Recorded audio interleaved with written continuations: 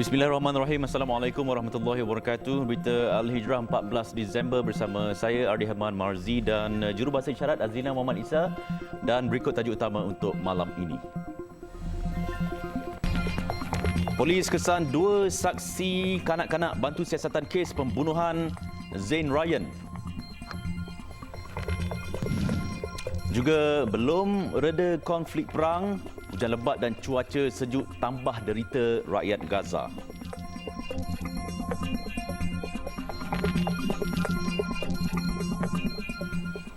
Dua lagi saksi kanak-kanak berkaitan kes kematian Zain Ryan Abdul Matin dikesan polis hasil saringan beramai-ramai yang dilakukan di apartmen idaman. Ketua Polis Selangor, Datuk Husin Omar Khan memaklumkan setakat ini pihaknya sudah mengambil 86 keterangan dan lebih banyak keterangan akan diambil sekiranya perlu.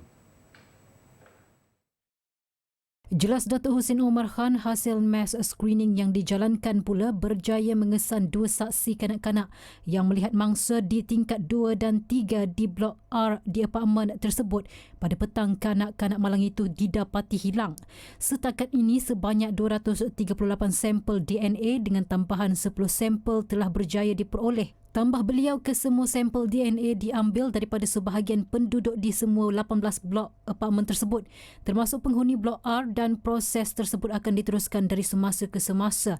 Polis juga telah selesai membuat pemeriksaan rumah ke rumah termasuk kedai membabitkan 18 blok dengan 2,484 unit rumah, manakala jumlah individu yang diperiksa terdiri 5,628 orang membabitkan penduduk di apartmen berkenaan.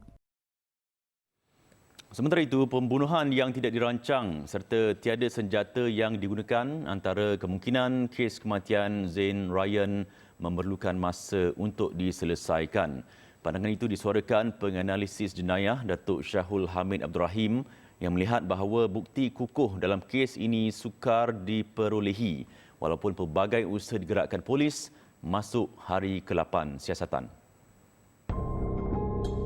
Keberangkalan dalam kes ini, teknik dan cara ataupun niat pembunuhan dilakukan amat berbeza dalam kes-kes jenayah pembunuhan yang lain. Tapi bagi kes ini tidak nampak ataupun tidak ada khusus peralatan ataupun jenis benda yang digunakan untuk melakukan pembunuhan. Sebab itu sehingga sekarang tak dapat dikesan siapa pelaku dia dan sebagainya. Bagaimanapun, beliau menasihatkan orang ramai, warganet khususnya, untuk tidak menyebarkan spekulasi sehingga menimbulkan salah faham dan ketidaktenteraman awam. Pada masa sama, memberi ruang dan masa kepada pihak polis untuk melakukan siasatan dan menyelesaikan kes pembunuhan itu. Saya percaya pihak polis telah buat siasatan dari semua aspek yang ada, dari segi DNA, kawasan dan sebagainya.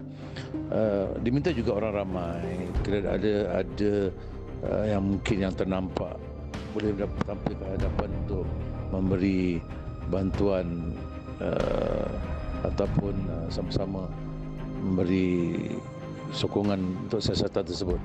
Dan juga ada kamera-kamera atau dashcam atau CCTV yang ada untuk membantu siasatan dalam kes ini. Jadi minta orang ramailah untuk membantu, dan saya percaya pihak polis mungkin akan hampir kepada suspek yang membunuh Ryan ini. Selepas pihak polis selesai melakukan bedah siasat ke atas mangsa, pelbagai alternatif siasatan dilakukan. Antaranya pencarian bahan bukti oleh unit forensik PDRM di rumah mangsa, dari rumah ke rumah dan sekitar kawasan pembunuhan, termasuk menggunakan unit anjing pengesan K9 PDRM. Selain itu, polis turut mengambil sampel asid deoksiribonukleik DNA menerusi mass DNA screening, ujian DNA beramai-ramai penduduk. Sementara itu, di lokasi penemuan mayat kanak-kanak itu, sedutan dan pengepaman air sungai turut dilakukan dengan bantuan Jabatan Bomba dan Penyelamat serta Jabatan Saliran. Terbaru, polis turut menjalankan siasatan dengan kaedah lakonan semula, reconstruct, berdasarkan keterangan 2 saksi kanak-kanak yang baru dikesan melalui ujian DNA beramai-ramai penduduk. Media sebelum ini melaporkan mayat Zain Ryan ditemui di saliran air berdekatan takungan air 200 meter dari rumahnya di apartmen idaman Daman Seradamai kira-kira jam 10 malam Rabu lalu. Kematian diklasifikasikan sebagai kes bunuh selepas bedah siasat menemukan kecederaan pada leher dan badan kanak-kanak itu. Kejadian seorang guru yang didakwa mengasari seorang murid sewaktu penganjuran majlis rasmi di sekolah sedang disiasat Kementerian Pendidikan agar isu terbabit dapat diselesaikan segera. Itulah menerusi laman sosial, satu video berdurasi 41 saat memaparkan seorang guru bertindak kasar terhadap seorang murid dengan video itu dipercayai dimuat naik oleh seorang daripada guru sekolah berkenaan yang tidak berpuas hati dengan tindakan guru terbabit. KPM dalam kenyataan menasihati golongan pendidik supaya sentiasa memelihara etika dan menjunjung tinggi martabat serta profesionalisme perguruan. KPM dalam pada itu komited memastikan keselamatan dan kesejahteraan murid, guru dan seluruh warga institusi pendidikan di bawah kelolaannya terpelihara. Terengganu dilanda banjir gelombang kedua susulan hujan lebat berterusan sejak semalam. Hulu Terengganu menjadi daerah pertama yang terjejas dengan 124 mangsa daripada 29 keluarga ditempatkan di Pusat Pemindahan Sementara PPS, projek penyusunan semula Kampung Felkra Gunung Menerong setakat jam 2 petang tadi. Menurut Sekretariat Jawatan Kuasa Pengurusan Bencana Negeri Terengganu, PPS itu mula dibuka pada jam 10.20 pagi tadi selepas rumah penduduk dinaiki air. Sementara itu, Timbalan Pengarah Pendidikan Sektor Pengurusan Sekolah Jabatan Pendidikan Negeri Terengganu, Azman Osman Elias Abdullah berkata, 2 buah sekolah di daerah Hulu Terengganu terpaksa ditutup melibatkan Sekolah Kebangsaan SK Lubuk Priok dan SK Felda Mengkawang. JPNT dalam pada itu telah mengarahkan sekolah-sekolah di kawasan berisiko untuk mengalihkan aset ke tempat yang selamat. Semalam, Jabatan Meteorologi Malaysia mengeluarkan amaran hujan berterusan peringkat merah di Terengganu bermula semalam sehingga hari ini. Portal Jabatan Pengairan dan Saluran JPS pula menunjukkan kebanyakan stesen bacaan di Terengganu menunjukkan tren peningkatan paras air sungai. Kementerian Kesihatan menyarankan pengambilan dos penggalak ketiga vaksin COVID-19 terutama bagi golongan rentan dan berisiko tinggi susulan peningkatan kes COVID-19 baru-baru ini. Menterinya Datuk Seri Dr. Zulkifli Ahmad berkata bekalan vaksin di dalam negara masih mencukupi dan belum mencapai tarikh luput serta berkesan melindungi orang ramai daripada jangkitan, mutasi serta strain baru COVID-19.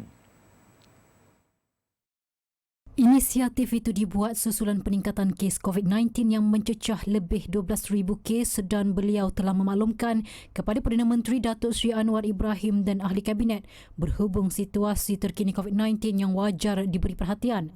Semalam, kes COVID-19 di Malaysia merekodkan 12,757 kes pada minggu epidemiologi ke-49 berbanding hanya 6,796 kes pada minggu sebelumnya. Kadar kemasukan pesakit COVID-19 ke fasiliti kesihatan turut meningkat 1.4% serta penggunaan katil unit rawatan rapi juga turut menunjukkan peningkatan dengan 1.4%. Sementara itu, ditanya berhubung keperluan saringan ketat di pintu masuk negara, Datuk Seri Dr. Zulkifli berkata, langkah intervensi dan mitigasi yang sesuai akan diambil segera sekiranya diperlukan. Selepas ini, rancangan Zionis untuk Gaza pasca konflik. Masih bersama Berita Al-Hijrah, pemimpin Hamas Ismail Haniyeh menegaskan bahawa sebarang rancangan untuk Gaza pasca konflik dengan tidak melibatkan kumpulan pejuang itu hanyalah satu mimpi. Kenyataan itu dibuat selepas Perdana Menteri Israel Benjamin Netanyahu memaklumkan bahawa dia tidak akan membenarkan individu yang menyokong serta membiayai keganasan untuk mentadbir Gaza. إن أي رهان على ترتيبات في غزة أو في القضية الفلسطينية عامة دون حماس وفصائل المقاومة هي وهم وسراب. هي وهم وسراب. هي وهم وسراب. Hamas juga katanya bersedia untuk sebarang rundingan bagi menjamin hak rakyat Palestin untuk menduduki tebing barat dan semenanjung Gaza dengan Baitul Maqdis sebagai ibu negara. Malah beliau turut mengalu-alukan usaha Arab Saudi dan jawatankuasa Menteri Arab Islam untuk menghentikan peperangan di Gaza. Netanyahu sebelum ini memaklumkan bahawa pihaknya tidak akan membenarkan Fatah atau Hamas mentadbir Gaza dan peperangan ini akan diteruskan bagi memusnahkan Hamas. ועם זאת אני רוצה להגיד בצורה הברורה ביותר מה שאמרתי עכשיו כמפקד בשטח. אנחנו ממשיכים עד הסוף. אין בכלל שאלה כזאת. ואני אומר את זה גם נוכח הכאב הגדול, אבל גם מול הלחצים הבינלאומיים. שום דבר לא יעצור אותנו. אנחנו הולכים עד הסוף, עד הניצחון. לא פחות מזה. Sebelum ini, Presiden Amerika Syarikat Joe Biden memberi amaran kepada Israel bahawa Zionis akan kehilangan sokongan global susulan serangan secara sembrono ke atas Gaza. Ketika Israel tidak lagi menerima sokongan dunia, negara haram itu semakin rakus membantai rakyat Gaza. Zionis terus cari pasal di Hospital Kamal Adwan dengan menghalang kaki tangan perubatan daripada memberikan rawatan kepada 10 orang yang cedera di unit kecemasan sehingga menyebabkan 2 daripada mereka maut. Jurucakap Kementerian Kesihatan Gaza Dr. Ashraf Al-Qudra berkata, askar Zionis menghalang 12 bayi di Jabatan Neonatal dari menerusi susu formula bayi dan memotong bekalan elektrik untuk mesin sokongan nyawa mereka. Tidak cukup dengan itu, Zionis mengarahkan perpindahan secara paksa rakyat Gaza yang cedera serta kaki tangan hospital ke halaman kompleks hospital. Bekalan elektrik dan air turut dipotong, malah bekalan makanan juga tidak sampai ke hospital. Belum reda penderitaan akibat perang, hujan lebat dan cuaca sejuk di Gaza memberi cabaran besar kepada rakyat Palestin. Tidak hanya menahan lapar dan dahaga, kehidupan di kemah-kemah nipis dan kurang sempurna menyukarkan mereka untuk berlindung daripada hujan lebat. Di Rafah, selain memakai pakaian tebal, penduduk menggunakan pelbagai cara untuk memanaskan badan, termasuklah duduk mengelilingi api bagi merasai sedikit kehangatan. Menurut penduduk utara Gaza yang berpindah ke Rafah, kemah mereka hanya dipenuhi dengan air hujan, malah ada dalam kalangan penduduk hanya menggunakan plastik nipis untuk berlindung daripada hujan. امبارح اطفال يناموا تحت الليل هذا مرضى ازمه الرب المزمن 4 انفار وواحد مريض كانسر فيهم وعندي زوجته مريضة ازمه كمان ولا احد عرف وفر لنا خيمه ولا غيره وقعدنا نترجى فيهم وطلعوا الناس صاروا يقولوا حسب الله ونعم الوكيل وصار عليهم طخ هاي اللي صار مع الناس صار معنا. Meskipun mereka mempunyai wang, itu tidak bermakna kerana tiada apa pun barang yang dijual di sini. Penduduk juga mempersoalkan bila konflik ini akan selesai dan sampai bila mereka perlu hidup seperti pelarian di tanah air sendiri. أصبحنا نسينا الحرب ونسينا معاناة الحرب، أصبحنا في معاناة البرد القارس في كيف والشتاء. طب لأيمتى بدها تضل المعاناة هذه؟ من منطقة لمنطقة قاعدين بنتهجر. اليوم فيش مجال، احنا بحكي معاك أنا إلي 20 يوم ما تحممناش. حمامات إنك تعدي تتحمم ما فيش شيء. اليوم بطلت الأطفال نطعميها ولا إحنا الكبار بطلنا ناكل عشان ما ندورش على حمام، نروح نطلع لنا كيلو عشان ندور على حمام. Lebih sadis, mereka tidak dapat memberi rawatan kepada anak-anak yang sakit akibat cuaca sejuk. Menurut data PBB, seramai 1.9 juta daripada 2.4 rakyat Gaza kehilangan tempat tinggal dengan kebanyakan mereka telah berpindah ke kawasan paling selatan. Sementara itu, penduduk di Gaza City turut diuji dengan banjir susulan hujan lebat dalam tempoh beberapa jam. Tidak hanya bimbang dengan berdilan bom Zionis, rakyat Gaza ketika ini diselubungi ketakutan jika banjir bakal menenggelamkan kemah mereka. Kebimbangan itu ternyata berasas apabila tempat perlindungan mereka sudah dinaiki air. Ia berlaku akibat air tidak dapat mengalir memandangkan kawasan tersebut dipenuhi sisa runtuhan bangunan dan infrastruktur yang dibom Zionis. Antara lokasi yang terjejas adalah kem pelarian Jabalia. Lebih menyedihkan, tular di media sosial menunjukkan seorang lelaki terpaksa mengharungi banjir paras peha sambil mengusung jenazah seorang kanak-kanak yang dibalut kain putih.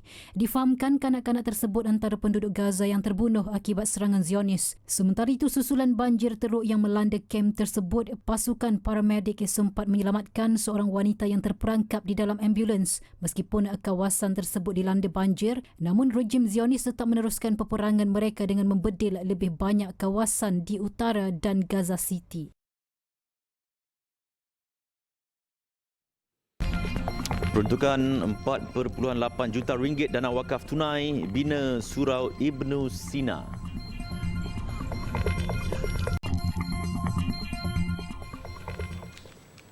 Projek pembangunan Surau Ibnu Sina di Hospital Putrajaya akan dibina dengan menggunakan dana wakaf tunai melibatkan peruntukan sebanyak 4.8 juta ringgit. Cadangan pembinaan surau baru itu telah lama dibangkitkan. Susulan surau sedia ada tidak dapat menampung peningkatan pelawat dan kaki tangan di hospital terbabit. Menteri di Jabatan Perdana Menteri Datuk Dr. Muhammad Naim berkata kemudahan itu tidak hanya memberi manfaat kepada kaki tangan dan pengunjung di Hospital Putrajaya sahaja, malah turut memanfaatkan pelawat institusi kanser. Berikutan peningkatan jumlah pelawat dan kaki tangan hospital, maka amat perlu kepada pembinaan surau yang baru. Surau ini juga diharapkan dapat menjadi mercu tanda kepada Hospital Putrajaya yang melambangkan keagungan dan kesucian agama Islam. Tambahan lagi, kemudahan ini bukan saja dapat dikecapi oleh pelawat di Hospital Putrajaya, malah pelawat daripada Institut Kanser Negara yang ada bersebelahan dengan Hospital Putrajaya ini. Kerja pembinaan surau 2 tingkat itu yang sudah siap pelan reka bentuknya akan mengambil masa 18 bulan dan dijangka siap pada 2025. Terdahulu beliau merasmikan Majlis Pecah Tanah bagi pembinaan Surau Ibnu Sina di Presen 7 Putrajaya. Beliau berkata tapak surau berkenaan merupakan pajakan sebahagian tanah milik Pesuruhjaya Tanah Persekutuan PTP kepada Mawib yang dibuat menerusi MOU pajakan bagi tujuan pembinaan Surau Ibnu Sina dalam tempoh 30 tahun. Surau Ibnu Sina yang dibangunkan di atas tanah seluas 3,856 meter persegi itu boleh memuatkan kira-kira 1,000 jemaah pada satu-satu masa selain dilengkapi pelbagai kemudahan lain. Perdana Menteri Datuk Seri Anwar Ibrahim mahu usaha mempromosikan barangan Malaysia dipertingkatkan bukan sahaja di peringkat tempatan malah antarabangsa dalam memacu pertumbuhan ekonomi negara. Beliau sendiri katanya memainkan peranan mempromosikan barangan tempatan ketika berkunjung atau mengadakan lawatan kerja di luar negara. Esok petang saya ke Tokyo, mesyuarat ASEAN, semua 10 kepala negara ASEAN yang diundang oleh kerajaan dan Perdana Menteri Jepun. Ada satu malam, dia kata, boleh pakai coat tie rasmi atau pakaian rasmi. Jadi saya bagi nota, saya kata saya nak pakai batik Malaysia. Jadi walaupun musim sejuk, jadi saya nak pastikan pakaian dalam itu tebal lah. Sebabnya apa? Sebab saya rasa bertanggungjawab untuk promosi barang buatan Malaysia. Beliau berkata demikian berucap pada majlis perasmian Karnival Barangan Malaysia hari ini. Selain membantu mempromosikan barangan Malaysia di luar negara, beliau turut mendukung produk tempatan menerusi kunjungan ke gerai dan warung pada setiap minggu sebelum menunaikan solat Jumaat. Justru beliau berharap semua menteri, timbalan menteri serta ketua setiausaha KSU menunjukkan kesungguhan dalam mempromosi dan mendukung barangan Malaysia. Selain itu, beliau mengingatkan pengusaha barangan Malaysia untuk terus meningkatkan lagi mutu produk mereka agar dapat bersaing dengan syarikat asing. Seorang penganggur dihukum penjara 30 tahun dan 12 sebatan oleh Mahkamah Tinggi Kota Baru atas pertuduhan membunuh bapa sepupunya di Machang 6 tahun lalu. Keputusan itu dibuat Hakim Datuk Roslan Abu Bakar selepas mendapati tertuduh Muhammad Azwan Zulkarnai, 26 tahun, bersalah kerana membunuh Rosmadi Abdul Aziz di akhir kes pembelaan. Mengikut pertuduhan, tertuduh didakwa membunuh Rosmadi Abdul Aziz, 55 tahun, di Kampung Kerila, Tamangan Machang pada 4 September 2017. Kesalahan itu didakwa mengikut Seksyen 302 Kanun Kesiksaan yang memperuntukkan hukuman mati mandatori. Terdahulu, Timbalan Pendakwa Raya Khairul Anwar memohon hukuman mati dikenakan terhadap tertuduh memandangkan perbuatan tertuduh tidak berperi kemanusiaan dan tiada sebarang provokasi dibuat mangsa. Malah tembakan dilepaskan dengan jarak dekat selain senjata digunakan adalah yang dicuri tertuduh daripada si mati. Bagaimanapun, Peguam Bela Halim Ashgar memaklumkan ketika kejadian tertuduh berada di bawah kawalan dadah dan tertuduh wajar diberi peluang kerana ketika kejadian tertuduh baru berusia 20 tahun. Hakim Datuk Roslan menerusi hujahan sebelum menjatuhkan hukuman berkata pihaknya mengambil kira beberapa faktor, antaranya mempertimbang perangai aneh tertuduh sejak kecil selain latar belakang tertuduh yang ketiadaan bapa dan dibesarkan oleh ibu. Faktor yang terakhir adalah kebergantungan tertuduh kepada dadah. Jabatan Perkhidmatan Veterina JPV Terengganu merampas 78 ekor kambing yang disyaki diseludup dari Thailand dengan nilai keseluruhan dianggarkan RM100,000. Kejayaan rampasan itu hasil tindakan penguatkuasa JPV Terengganu yang mengekori sebuah lori mencurigakan dari kawasan sempadan Kelantan Terengganu di sekitar Tok Bali sebelum menahan lori tersebut di Jalan Penarik Setiu. Dua lelaki lingkungan 30-an yang merupakan pemandu dan kelindan lori tersebut turut ditahan. Pengerusi Jawatan Kuasa Pertanian Industri Asas Tani, Keterjaminan Makanan dan Komoditi Negeri, Dr. Azman Ibrahim berkata, berdasarkan maklumat awal, haiwan tersebut adalah untuk pasaran di beberapa negeri di luar Terengganu dan kes disiasat di bawah Seksyen 36 Akta Binatang 1953. Penguatkuasa JPV telah mengekori sebuah lori yang disyaki selama kira-kira 1 jam dan ditahan di Jalan Penarik Setiu. Didapati ada 78 ekor kambing yang tidak mempunyai sebaran dokumen dan permit pemindahan bernilai kira-kira RM100,000 disyaki diseludup daripada negara jiran. Dan kambing-kambing ini diletakkan dalam guni dalam sebuah lori yang berbungkus. Dalam pada itu, Dr. Azman mengingatkan masyarakat agar tidak terpedaya dengan kambing yang dijual harga rendah dari harga pasaran kerana kemungkinan ia adalah haiwan seludup. Jelasnya, terdapat kambing seludup yang organ dalamannya seperti buah pinggang, paru-paru dan hati telah rosak. Pendidikan anti rasuah perlu bermula dari peringkat akar umbi bagi melahirkan masyarakat yang benar-benar bebas rasuah. Ketua Pegawai Eksekutif Yayasan Sina untuk Malaysia atau Rasuah Busters, Nur Hayati Nordin berkata usaha itu memerlukan pelibatan menyeluruh daripada semua peringkat masyarakat secara berterusan melalui pelbagai sumber.